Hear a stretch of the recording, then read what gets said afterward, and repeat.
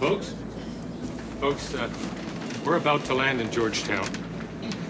It's been a long road for many of you. Your loved ones are down there.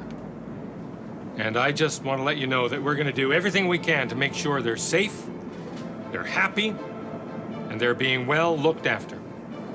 In other words, we still don't have an official invite. Hey, let me tell you something right now. Not as your congressman, but as your friend. We're going into Jonestown. And if any of your family members want to come home, well, by God, we're going to bring them home.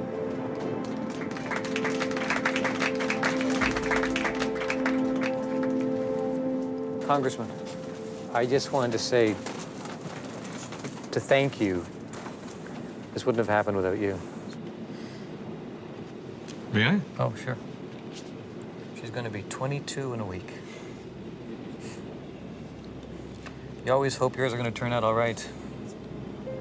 Your ex? Yeah. She was Linda when I knew her. Now she's Sharon. Jones made her do that. You know why? He knew this other girl called Linda, didn't like her, so now no one can be called Linda. Well, don't you worry about a thing, Sherwin. Everything's going to be just fine. Sherwin Harris was attempting to visit his daughter Leanne, who was living in Jonestown. People's Temple was something that started out apparently to be a good thing and just turned into a nightmare. In 1978, my daughter was 21 years old. My daughter Leanne was brought into the People's Temple by her mother, who was one of the initial members. I had what I considered a strange relationship with my daughter. There was always a distance between us. There was always something strange going on. It was clearly, a dangerous situation. At this point, we knew that guns had been transmitted there. We knew what their attitudes were. We knew that they were talking, that they were Marxist and revolutionaries and people that acted brutally towards their own members. So I don't think there was any illusions on any of our parts.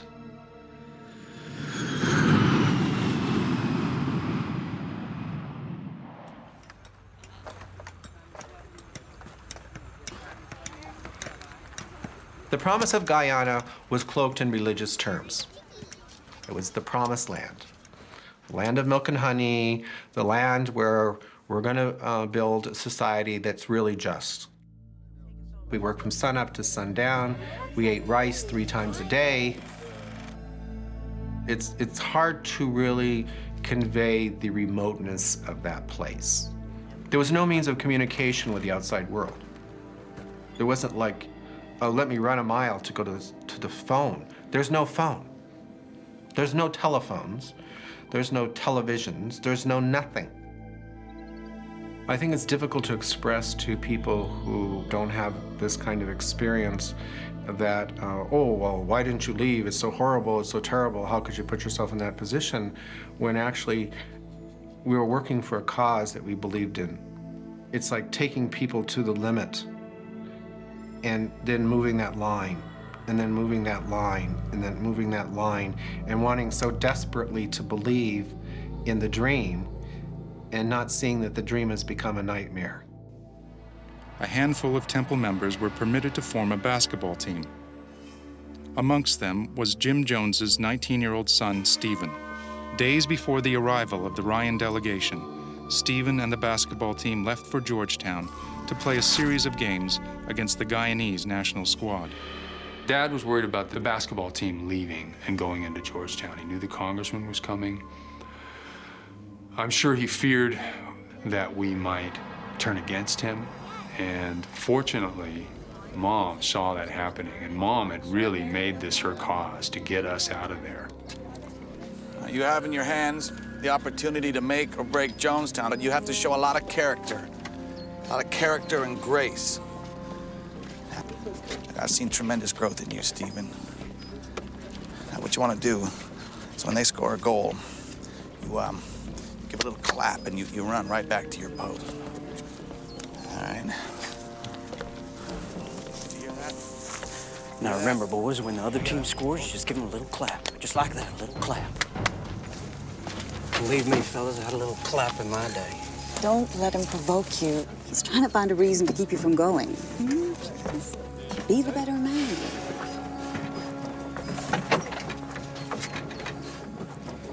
Hey. Keep your eye on them. On who? You don't trust them? Anybody is capable of putting a bullet into your head. And if you see any of those relatives, those liars, you don't have anything to do with them. You understand?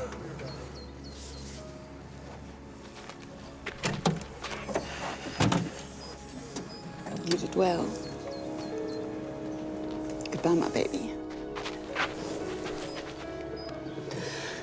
You take care of yourself. I'll see you real soon. I remember saying goodbye to her. I remember a long moment of just us looking at each other. I remember tears in her eyes and tears of my own. I remember each of us saying that we'll see you soon. Me believing it. Looking back, I don't think she did believe that would happen. I honestly think she thought she was getting us out of there before all hell broke loose.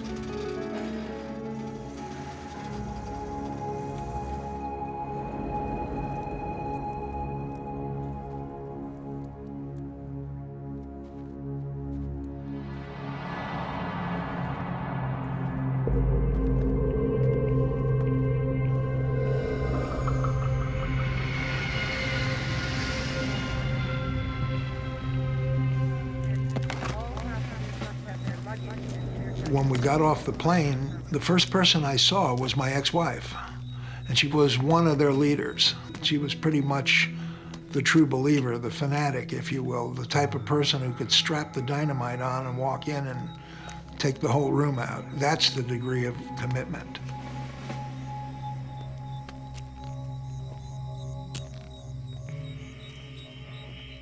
When we were in Guyana, my concern was to see my daughter. To that end, I contacted my ex-wife. I phoned her.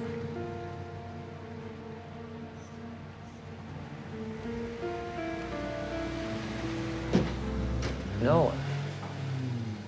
I'm not trying to tear anybody apart. I'm not against anybody. Would you stop that, please? I am here. I'm here to see Leanne. Sharon, I'm not going to argue with you. I've just flown thousands of miles to see my daughter, and I'm going to see her. And neither you, nor the temple, nor Jim Jones Almighty himself is going to stop me, all right? Do you hear me? Then hear me.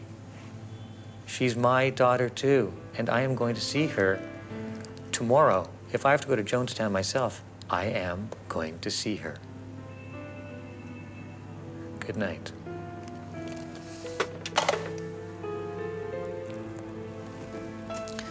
I wasn't really concerned about getting into Jonestown as much as seeing my daughter. I wanted to spend the time that I had there with my daughter and also to discover fully what was going on. I love my daughter very much. I was committed to my daughter. You can't believe from the moment of her birth, I got that her life depended on me. It's just that simple, and I was committed to her. I was very young when she was born, but it didn't matter. I would move heaven and earth. The People's Temple owned a house in the capital of Georgetown, which functioned as a way station for temple members moving in and out of Jonestown.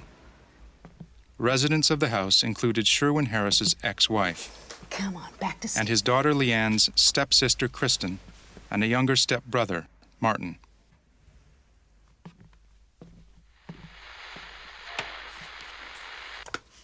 Come in, Jonestown. This is Georgetown. Go ahead. They're here. They're determined to get in.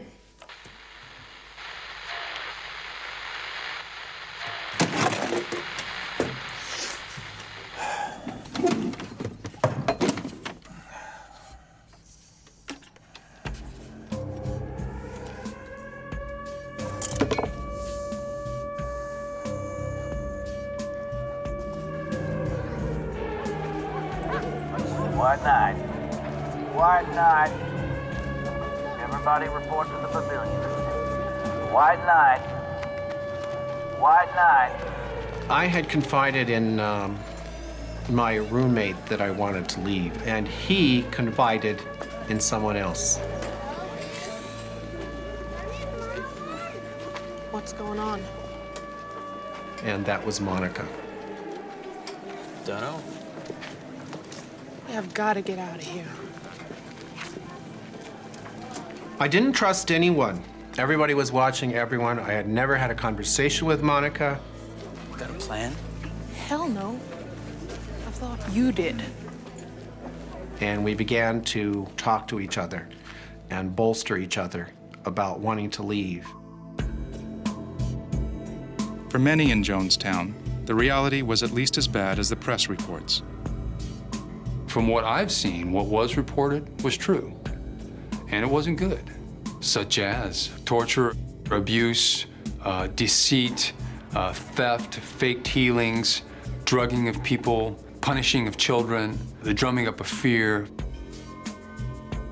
Jim Jones used fear as his chief method of controlling his people, especially those with thoughts of returning to the United States.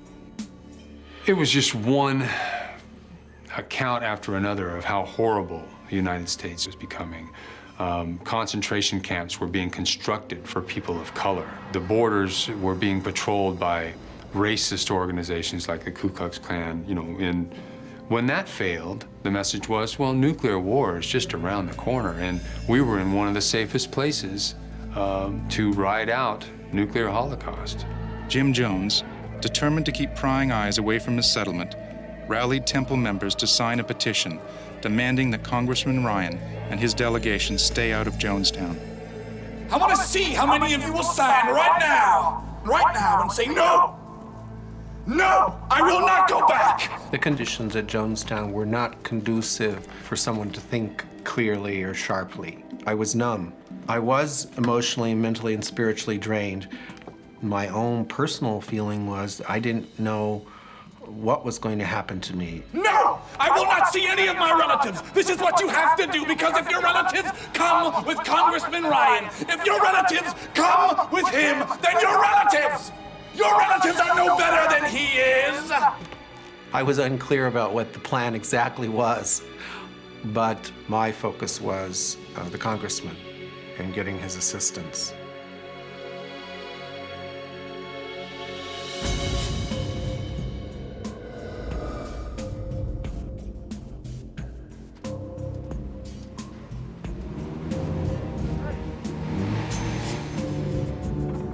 Running out of options, Congressman Ryan confronted Temple members at their headquarters in Georgetown, the only link to Jim Jones and Jonestown itself.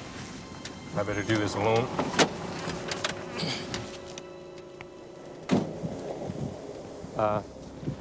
If I'm not back in, say, 5 minutes, send in the dogs. The house was full of Temple members, including Stephen Jones and the rest of the basketball team.